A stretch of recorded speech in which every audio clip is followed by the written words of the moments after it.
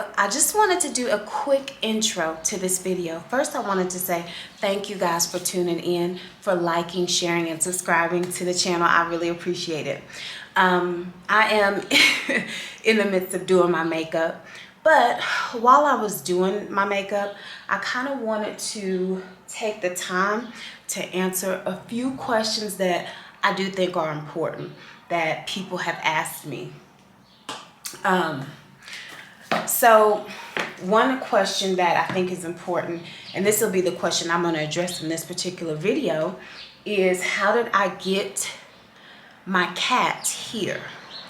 So Mexico no longer has any restrictions, or at least when I was coming in on October 22nd, Mexico had no requirements for pets coming from the US into Mexico.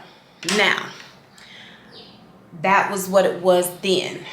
Obviously, you have to stay abreast of any changes that may be happening.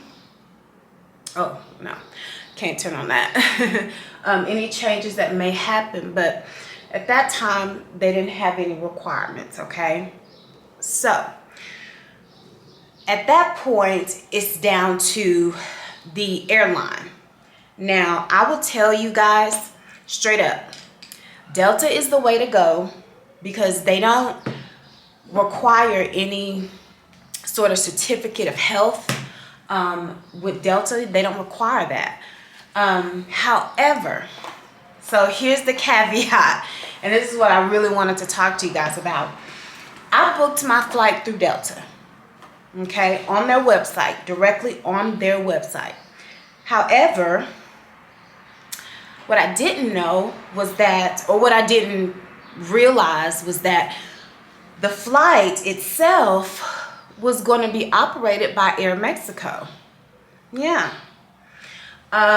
So, with that being said, I didn't know because, like I said, I booked directly on the Delta Airlines website. And I would say maybe 3 days prior to, or maybe more, prior to my flight out of the US and into Mexico, I got really curious about that because I realized I'm getting receipts from AeroMexico. So I called Delta and I asked them directly, you know, this flight is being operated by AeroMexico, but I booked through you guys. So, you know, what are the requirements for pet travel? And Delta is usually pretty good. They're usually on it really well. Unfortunately, I got someone who really didn't know what she was talking about. And she was like, oh, don't worry about it. They have the same requirements as we do. And I had looked on AeroMexico's requirements. They don't. Okay? AeroMexico requires a whole lot more than Delta. Now, there's a specific reason why I booked the flight that I booked, because it was a one-way flight and with no stops. And that's what I needed for my cat. My cat is a house cat. Seriously. Hardcore house cat. He does not travel. And I did not want to put him through 2 and 3 stops just to get to Mexico. So that's why I booked the flight that I booked. And if you ask me in hindsight, was it worth it? I will tell you yes. Like I said, my cat is not an outdoor cat or a travel pet at all. And I've heard some horror stories about pets that were not used to travel, you know, acting out, and you know, the person, it resulted in the person not being able to catch the flight, or being kicked off a flight. So for me, that nonstop trip was the only way to go. Now, if I had done a 2-stop flight I would have been all the way Delta, no AeroMexico. And I would not have had the requirements that I had for Kit to get on the airplane. So what I did, guys, I went, you know, like I said, I was given poor information from the Delta airline assistant, unfortunately.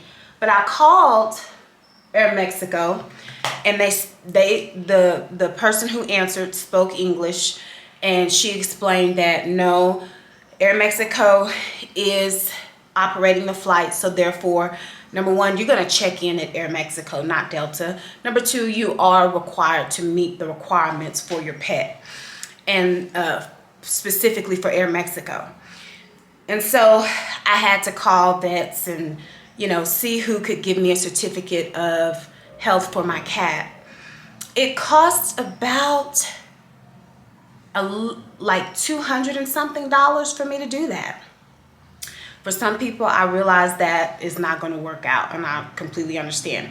For me, like I said, that non-stop trip was completely worth it. Kit, you know, we had a few instances just getting him on the flight. In Austin, for some reason, they were doing a canine check for each passenger coming into the airport, and I had to tell the gentleman that was conducting that search, I have a cat. Is that going to be an issue for this dog? Turned out it would be a big issue. So they sent me somewhere totally different, but there was no lines, and I was able to, you know, get Kit right in and out, and they did make me take him out. They let me go to a private room. You have to request they allow you to take your pet into a private room when you're checking into the airport, and I was able to pull him out. They looked at him, and then they helped me put him back in. He was terrified out of his mind. But thank God, when we got on the actual flight, he didn't make a sound. He did a good job. I was so proud of Kit. Seriously. He didn't make not one peep.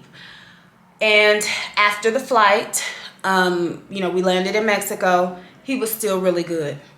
I did have to check him, make sure that he had his, you know, Mexico papers so they could track him and stuff like that. But that doesn't cost anything. You do that at the airport. And it was very quick and easy. They just looked over his paperwork and made sure he had the necessary requirements to be in, you know, to be in the country. Now, I don't know if they still do that, but they did look at all of his paperwork. I will tell you that. After that, I mean, no issues whatsoever. But I just wanted to come on and just say, Delta is the way to go. If you have a pet, you won't have to deal with the certificate of health and all that other stuff. Just make sure, double check, triple check, quadruple check that it's not operated by another airline. Because if it is, you are under their guidelines and their rules. And that's just how it goes. But if you can just get a flight with Delta, you know, and if those 1-stop, 2-stop trips will be okay for you and your pet, go for it. Because it is certainly will make it a lot easier to get into Mexico. Outside of that, I mean, I just wanted to let you guys know what I kind of went through. I will link his carrier. Kit is a very large cat, as you can see. And so his carrier, and this is something that's also important because, you know, I've heard of people getting on flights, their carrier does not fit in the, doesn't fit below the seat in front of them, and that being an issue. And some flight attendants will, you know, they have kicked people off for having carriers that don't fit. That carrier that I purchased from Amazon fit like a glove. It was perfect. I was like, thank God. Like I said, Kid is a big cat. And the carrier I bought was a large. And they have the proportions. They have the measurements on the Delta website. When you go to the pet section, carry-on pet section. Now, he did not travel. And my dad was asking me, you know, you didn't want him to travel in this, like the cargo, the pet cargo thing. And I just heard some horror stories about that. And so I felt more comfortable with him being with me, where I could see him, you know. And so that's the way I went. He was a carry-on. I did have to pay extra for him. Not just a certificate of health, but just like to have him on the flight. Also, if you read the Delta guidelines, like they don't require a certificate of health, but you do need to make sure you read it, because you cannot be seated in certain areas with your carry-on pet with Delta. And you have to know what aircraft you're flying on, because they're not all the same. So they'll give you all those guidelines right there. So I definitely made sure to be safe. I booked an economy flight, okay? Because first class is a no-no. Some of the business class, there's issues with certain aircrafts. Mine was a small little jet flight, okay? So with that, you have to be in economy. So, you know, no first class. You had to be in economy if you have your pet and you're doing a carry-on with your pet. I really don't know, to be honest, I don't know anything about the cargo. I did read the requirements for cargo pets, but I didn't, like I said, I didn't go that route, so sorry. But yeah, just some quick information. I'll link the pet carrier that I used below. And I'll also link the requirements for AeroMexico and Delta down below for you guys, so you can see for yourself. But other than that, that's it. Guys, I just have a short little video, a short little vlog for you guys this week. I hope you enjoy it. I am going to be working on trying to do 2 videos a week versus just the one. So look out for that. Thank you guys so much again for your support, your kindness. It means a lot to me. Hey guys, so this morning I'm standing in my apartment and I'm in the kitchen. But this is my first time ever having birria tacos. If you're not familiar with what birria is ram. So one of my good friends, who is a native Mexican, wanted me to try birria so bad, like a few weeks ago, and I just I kind of wimped out. I'm not gonna lie, I kind of wimped out. But there is a new taco stand on my street, you know, a new business, local business, very local, and so I wanted to support.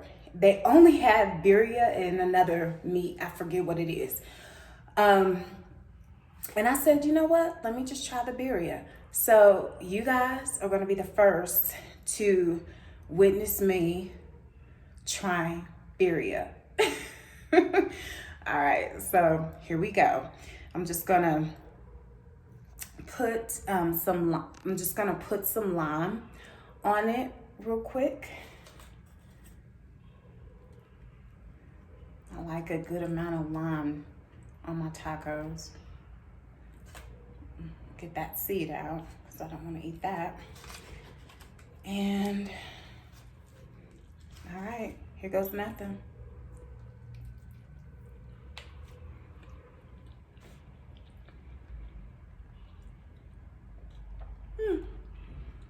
Not bad at all. Okay, not bad at all. It's pretty spicy because I did tell them to put salsa on it. Okay, give me a minute. I'll be right back. Okay, so it was actually really, really good. So no wonder why when I go to the Tuesday Tiangas that happens in my neighborhood, I mean, people are lined up for these tacos. I just thought it was like a Mexican delicacy or something. But it actually tastes pretty good, and the meat is super tender, which makes complete sense why people would literally be lined up for these birria tacos.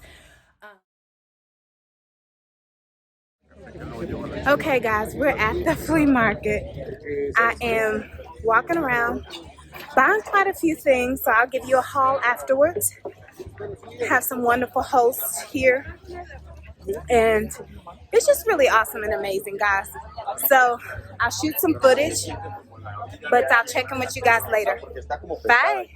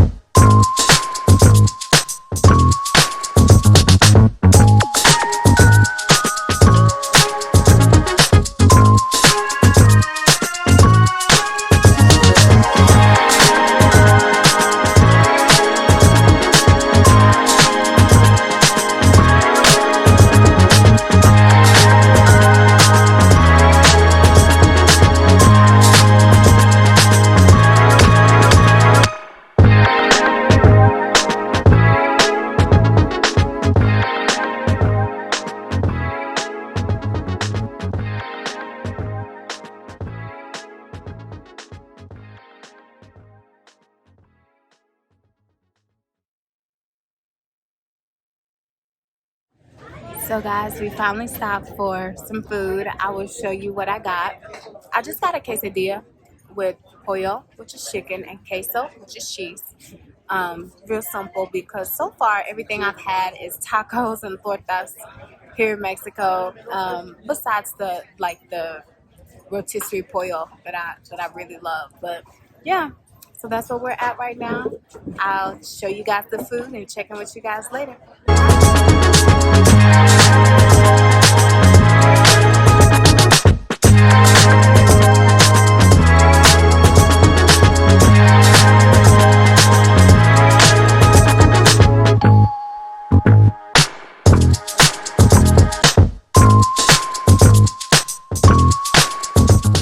Hey, real quick, guys, before I leave, I wanted to come on and apologize because I lost the video footage of all the things that I purchased at the flea market or antique market. I actually went there with my friends because I wanted to purchase some antiques. I didn't purchase not even one single antique. But I did purchase some really cool things. So I want to just show you real quick the things that I purchased because somehow I lost the footage. Don't know how, but I did. Okay, so I bought this t-shirt, and if my brother sees this, he's gonna be so jealous. But this t-shirt, if you are a fan of Studio Ghibli, you will know that this is Princess Mononoke. And yes, I purchased this t-shirt, and I purchased this bag. Anybody a Beetlejuice fan? And I have the matching t-shirt. Unfortunately, it's in the laundromat right now, so I can't show you the t-shirt. But this is the bag, and I have the matching t-shirt. I love it. The other things that I purchased was this hat. Says black on it. Another hat that says King on it, and it has a lion on there. And another hat that says Lovely with a flamingo.